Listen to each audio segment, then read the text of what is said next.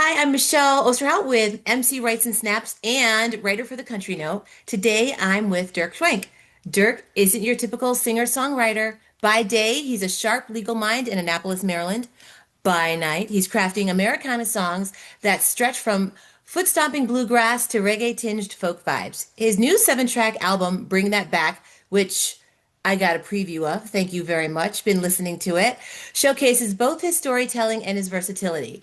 As he gears up to perform at the Annapolis Songwriters Festival this month, he proves you can juggle a thriving legal career, a passion for music, and still stay grounded as a family man and community voice. Welcome aboard, Dirk. Thank you very much. I'm thrilled to be here. I'm thrilled to be here. That's quite an outline of what I do. Well, Google's an amazing thing. I know that's true. 20 years of putting things up on, LinkedIn, Facebook, et cetera, et cetera. I guess things start to stick. It's pretty amazing. If you've ever Googled your, I'm sure you have. If you Google yourself, you can find out all kinds of interesting things about yourself that maybe you know and maybe you don't know. You can find on Google things that I wrote for like a college newspaper in 1980 something. That's So, amazing. yes, I'm aware. So let's start off with our fast track questions. My first question for you is your new album brings that back. It bounces from bluegrass to reggae tinged folk. I love folk music and I love bluegrass. If you could describe this collection in three words, what would they be? Three words is tough, but I've always I called what know. I do acoustic rock. But and the reason I like that term, well, first of all, I love the acoustic guitar, so I almost always organize songs, songwriting, storytelling around acoustic guitar because I just love it so much. Um, and I find rock to be a little more forgiving in terms of the narrowness of the boundaries. So it's kind Mhm, of I think you described it really well. There's folk influences. There's maybe a little less rock influence, although reggae rock is definitely there. mhm. There's definitely some bluegrass in here. My producer is a very, very good bluegrass player and knows all the great bluegrass players around here. So every once in a while we go there, and that's good fun. But yeah, it's acoustic music. That's what I would call it. Yeah. Yeah. We really enjoy it. My husband, so I always preview all music with my husband. We are concert and festival goers. We go together. And so he's a pretty harsh critic and he's loving your stuff. So if that means anything, you don't know my husband. He doesn't mean I anything to you, but I'm telling you. I'm sure he's a wonderful guy. And I like people that like smart women, and so I'm sure he's good. Oh, you had me at that. That was good. So I want to talk about hippie chicks. Hippie Chicks sort of takes us back. I love the video, the VW bus. I grew up with two VW buses in the family. If you Nice. could, so here's my question for you. It's a fun question. If you could travel back to that era, what's the first thing you'd do? Uh, I think I did go to some Dead shows and stuff when I was Did you? back in the day, the 80s and early 90s and those kind of things when I was sort of cutting my teeth in the world of rock and roll. At the time, I didn't really appreciate it. It seemed like, and maybe this is a theme in me, like it seemed like kind of a constrained scene. Like you had to wear certain things and you had to like think certain thoughts, and I didn't like that. But in retrospect, I really wish I'd honored the music there more. Jerry also, aside from being a fabulous guitar player, comes out of kind of his own version of like bluegrass and rock and roll and like a lot of different things. And I wish I'd kind of appreciated that a little more at the time. But yeah, that's that's the time, that's the place, I guess. Yeah, I remember being pretty infatuated with the 60s. I went through a phase in high school, and my mom was born of that era. My mom grew up on Long Island, New York, went to several Beatles concerts as a kid, and that was back when you could actually afford. Even back then, it was much cheaper than it was to go to a Yeah. concert or festival. And just I don't know the free just I don't know. I'm older, so I just appreciate just being able to be myself and embrace that in a way that I've never been able to before. So I think I that's, I sort do of think there's another song on this record. sort of kind of about this theme, but like I do Hmm. think we lost something with phones becoming perpetually, Oh, on and in front of us.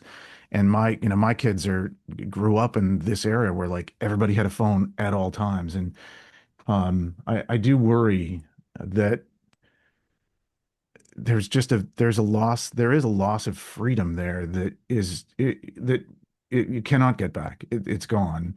Um, and so yeah, some of my kind of important life moments growing up, like we went off like canoeing and camping for, a week or 10 days. Like there was no, like we just left and there was hmm. no communications. There was no, unless there was unless there was a payphone, which there wasn't, like you were gone. And Yeah. kids these days will never have that. Um, and I'm not sure that really any of us get to have that anymore. I mean, I do try and get out even now in wild spaces, but it's not the same, and it will never be the same. So yeah, there's definitely there's a bright line in the kind of late '90s, where it changed, the world changed.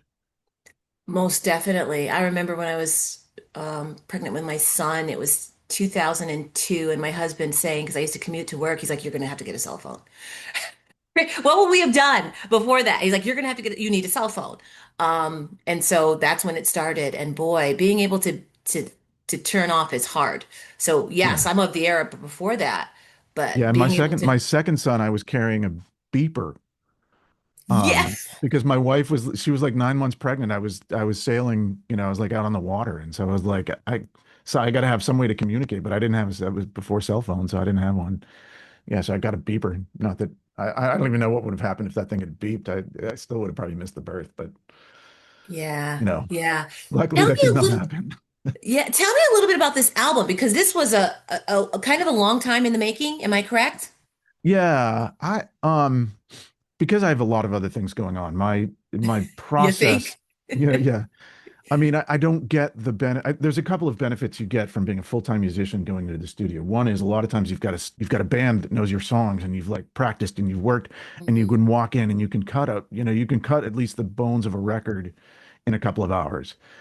I'm not, I have regular collaborators and now I'm working with Aaron, my producer, on a regular basis and he knows, but even still, it's like a lot of like, here's a song nobody has ever heard before. And we got to start at the beginning. Mm. And I'm often kind of like working a couple hours a week, 5 hours a week is a lot for me to be able to work just strictly on music recording. And so, yeah, it does take a little while. There's a lot of songs that we threw in the garbage can before we ended up with these particular seven. And some of these got written during the process. So then that all takes a long time too. So, but yeah, it's been several years since I put out the record before this. That was a COVID record, and it was like literally Hmm. like me and my buddy Matt were in the basement, and we didn't have to go to work, so we could just kind of work on it. But this record just kind of happened during the rest of actual life happening during gigs and trials and everything else in the way. So That's pretty cool. Yeah, COVID was an interesting time. I can't believe I'm going to say this out loud. There were parts of it that I really enjoyed because it forced us, right? It forced us to, I got out in the wild. I was in wild spaces a lot and yep, quality time with my family. Almost, I don't want to say forced because I love spending time with my family, but it just forced you to sort of slow down and just take in yeah. some of the moments. No, it did. It So, did. It created opportunities for that. It created this what we're doing right now, like a Zoom interview, and this sort of yes. being able to meet with people in what feels pretty authentically face to face, but nevertheless is like we could be anywhere in the world. Um, it made that happen, and that itself is pretty cool. But yeah, COVID was what a weird time. Like talk about bright line moments, like all of us that lived through that, and our kids that came up through that. It did strange things in the world. Just, but yeah, at least created an opportunity for me to really appreciate my own little space here. Most definitely. So I'm going to ask a question that sort of bridges what you do professionally with your music. So do your legal skills sneak into your songwriting? Like, so I'm thinking like precision storytelling or maybe even I'm going to go there, cross-examination rhythm. Like I, does it? I would say it does. Actually, for me, it feels like there's a lot of crossover. The places that I mean, first of all, I'm a words guy, and so being a words guy can take you both to sort of poetry and songwriting, and obviously, like legal work is for me. The kind of work I do is very much about research and drafting and writing, and like so the ability to like write concisely and like get big ideas and have words that don't make create horrifying images in people's minds, unless you want to. That's all part of the same work. But trial work and gig work, being on stage, is in many ways the same. Like the the trick is to have something that looks comfortable and natural on stage, where you're not stumbling or wondering or like fumbling for something, and it just all kind of goes smoothly and people believe like, oh, like he knows what he's doing. Yeah. That's the trick. And so like the amount of practice and work and effort all that goes on in the background of all that to get ready for, a moment, an hour, a few minutes even, and as a songwriter, nobody else sees that, but that's all the same. Yeah, you're speaking my language. Oh my gosh, I totally feel that because words are so powerful and I love to write. I'm almost obsessive about it. I have several Yep. places where I write. And I just need that and I don't know how to stop because It, it's my creativity. yep. Um, and I love the research aspect of it too. So very cool connection. I'm gonna go to some. So you've been described as community-minded family man. And Who said so that? I I listen. know you said that, but I haven't heard that before. Well, I've seen it. I've seen it, and I think I saw it somewhere on Google. And I also this morning followed you on X, so you have a pretty good Oh, following. I I'm do. going to go there. You're probably a little social justice minded. I Um, am. yep, Although I've so am tried to I. tone that down just a little bit in the modern era. You try, right? You do. I know. I've sort of pulled back from some things just because I don't like the drama and the conflict so much Yeah. anymore. Well, and there's Because so I much inauthentic behavior on, online too. Like yes, I can remember a time when I had like what I felt was a pretty real community and like pretty real discussions going on things that mattered to me. And now I feel like, on X in particular, but everywhere, yep, you can't trust what's on the other side of the screen as not being some sort of like AI chatbot trying to make you insane. yes. Like so like I don't need any more of that. It's egregious. It is it's I was at a concert a week ago and some woman showed me some post about the artist we were watching and she goes, "Did you see what he did?" And I'm like, "I don't think that's true." And it I was know an you like AI article.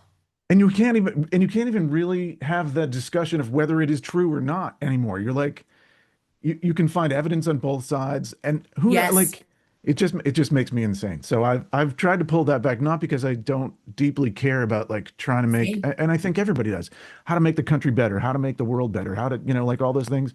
I care about those things deeply, and with my background, I have some insight into how things could or should work, but Hmm. um yeah, but the online space has just gotten too toxic for me to really, engage with. Yeah. So I've pulled away from it too, just for like my mental well-being. Because Yeah. I can't, that's not a fight I want to have because there's just no winning. No, So it's all losing and no winning. yeah. So, keeping that in mind, what do you have any traditions or things that you do? I want to say at home or in your personal life that keeps you grounded, no matter how crazy it gets, whether it's crazy with work, crazy with, well, probably not crazy with music, because I think music is sort of your outlet. So that probably is your Well, space where you music find, can make me a little crazy. I'm actually in a pretty good place with music right now. I go back and forth, but right now it feels pretty good because I've got something I'm excited about and that sounds good and all yeah. that. But for me, I would say the things that ground me are very much like being outdoors, out of touch, off the phone. I've got a couple dogs. We spend a lot of time out in the woods, try to be out, a little bit every day. I do some longer camping trips or trips on the water where I'm just like out and can appreciate the stars and not, muck around. So Hmm. that's the most important thing for me. I definitely, songwriting helps me work through things and all that. Yeah, but we're we're a pretty tight family too. So, between the woods and the family, I feel pretty good. That's awesome. I That would much say I the can same. trust. Yeah. Being in outside space is just so grounding. For lack of better words, right? It is Just the research all shows it, and my subjective experience all feels it. It's real. You get out in the woods and the trees and all that. It's good for you. FYI, the research also supports having dogs. I I've got That's three. true. Yes, and dogs in the woods. I'm sure. Yes, most It's probably definitely. exponentially better than all. Yes. So the Annapolis Songwriters Festival is coming up. Man, I Yes, want to go. It's the start of you the should school come. year for me. You It's should come. hard. I know you're in the middle of school year. My wife's in the same. She runs on the school calendar, and so she's in the same boat. But it's oh God, it's really exciting. This is I think the fourth year I want to say. This is my first year participating as a songwriter, which I'm excited about. But it's really neat. Annapolis is a neat town, and this is like the perfect kind of event for it because it's Mhm. kind of spread out around the city, and you get to go to a lot, some outside, some inside. The Ram's Head, live spaces here, or Ram's Head on stage spaces here, which is an amazing, amazing sort of small rock club. But This is Maryland, right? yeah, it's So great. I'm wondering how far it is for me. Where you're in New York? I'm in upstate New York, yeah. It's kind of a haul. It is kind of a It's I haul, mean it's isn't like it? 10 hours, but Oh, but it is frig. really it's nice. Yeah. Just retire from your, actual job and come on down. I 3 years. 3 years. I'm Oh, that's getting there. exciting. Congratulations on the possibility of retirement. Thank you. The Thank you. perfect dream. It really is. It really is.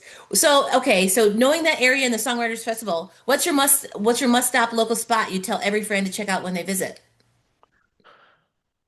Um, Ramshead on Stage, which is here right on Main Street, right downtown, is one of the very best. If you want to go see an artist that you love, like say, whether it's an Americana or blues, traditional, Mhm. even like a lot of, some of the older legacy rock acts come through.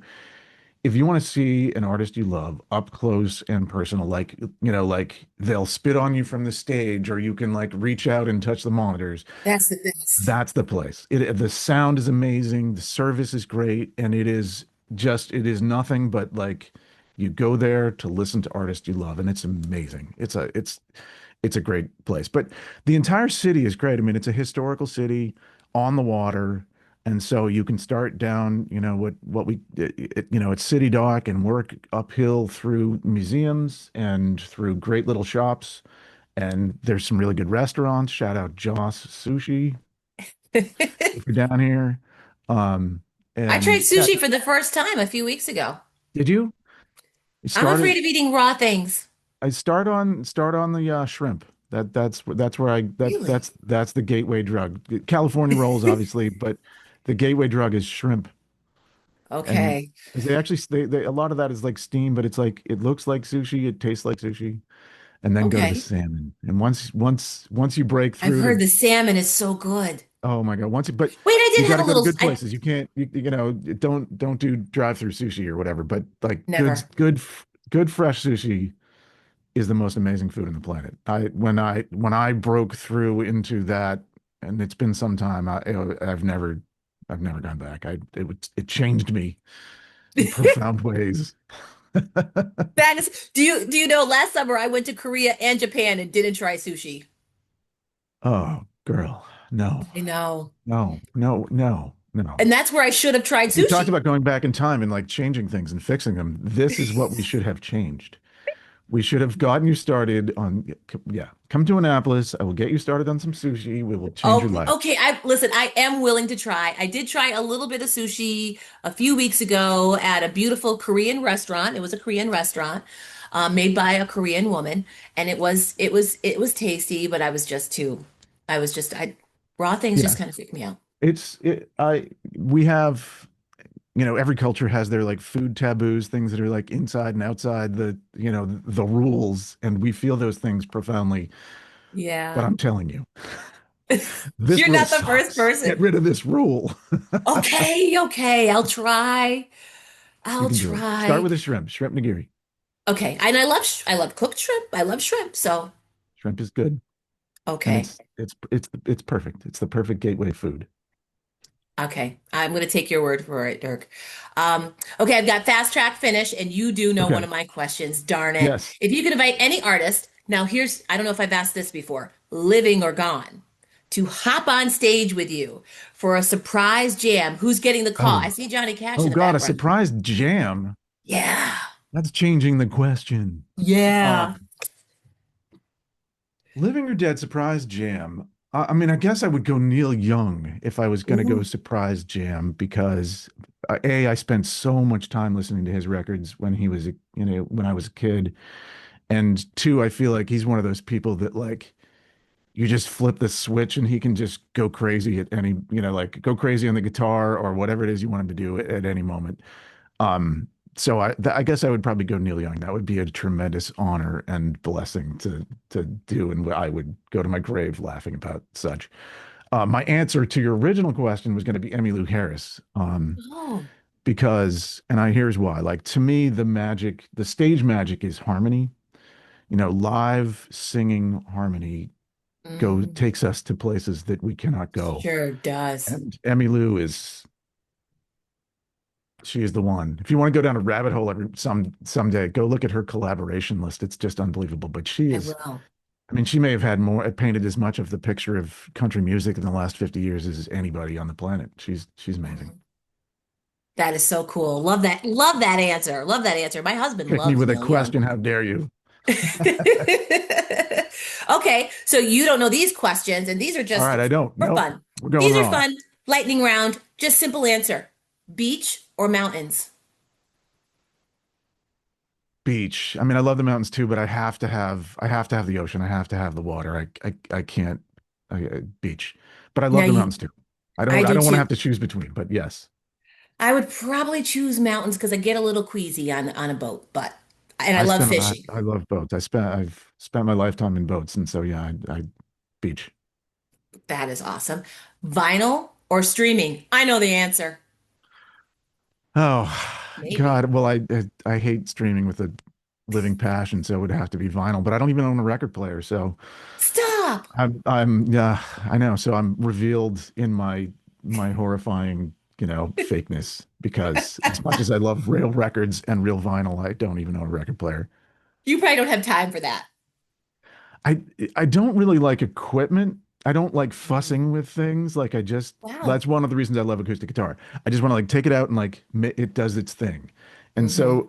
so records are kind of fussy that way, and I don't enjoy that process. I need people to help me like with the PA and the plugging in everything and all that stuff. Like I just don't enjoy that. It takes me out of my headspace. So, Very but interesting. records. I like other people when they play their records on good Yeah. systems. That's beautiful. It's funny. We got rid of all of our record collections and now we collect records again. I Right. know. The My CDs are husband does. doing Yeah. the exact same thing. We got rid of all of our CDs and we're about to have to buy them back too. Bananas. I Last know. one. Courtroom or stage spotlight? Oh, stage. I mean, the uh the pay in the courtroom is probably a little better, but if I could make, if I could make stage stand up and bark and pay the bills, I would definitely do that. Wouldn't that be awesome? Oh God. It seems like a dream. But on the other hand, like the travel and all that, the time away from the family and like living on a van and Yeah. like, I have a lot of buddies here. There's some really good songwriters that the rest of the world doesn't know how good the songwriters here are in Annapolis. But I know a lot of guys who are out there doing it, like touring around and doing the singer-songwriter thing like that. And that's a hard Yeah. job. They're away from their families for long periods of time and living in hotels and eating junk food and all that. So that part would be hard. But yeah, stage would be nice. That'd be nice. Yeah. I think what I'm discovering doing this work is there is so much wonderful music out there that a lot of people don't know of. Right. So that's Go why I enjoy this. I Joey would have Harka never just known about Dirk Schwenk Joey Harka, had Annapolis, Maryland, or really Pasadena, Maryland, 20 miles north of here, just put out a record. Go listen to that. Joey I Harka. will. That's what I love about this because I love music. I love music. I love live performances. So I'm Yeah. discovering new artists No, that hopefully I I like get that to too. Like see.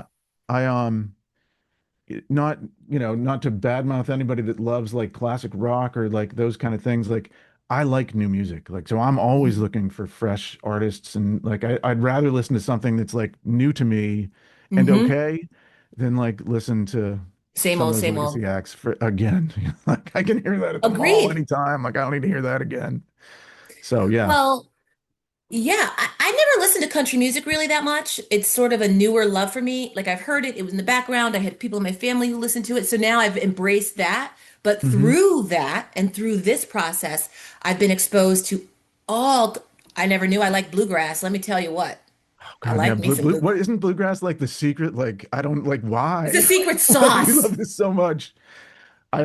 I my dad gave me out of completely nowhere. Like, to be honest, I don't really know what my dad's taste in music was, but he gave me like a Flattened Scruggs cassette tape randomly, maybe like in the Christmas stocking or something when I was a kid. I listened to that. I listened to that thing a million times. It's bluegrass.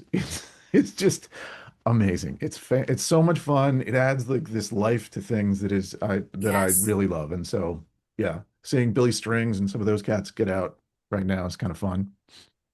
It's amazing. It's amazing. This has been so much fun. I don't know if I'll see you in Annapolis. I'll try. I Okay. probably Well, if you do can't. come down to Annapolis, you know where to find me. And Yes. we'll go out and we'll get some sushi and listen to some good music. Okay. I promise I will. Okay.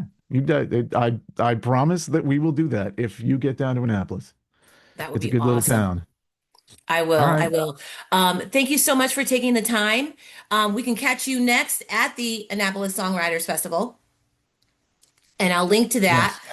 I have a pretty quick turnaround, so I will tag you on socials and let Donna know when the article posts and the video Okay. posts. And I look forward to hopefully connecting again in the future. All right. This was so much fun. I hope we do. And We have a great one. definitely I will. really appreciate just even a little attention on my little record. It's nice. I love your little record. Thanks for putting it out. Okay. All right. Take All care. right. See ya. Bye bye.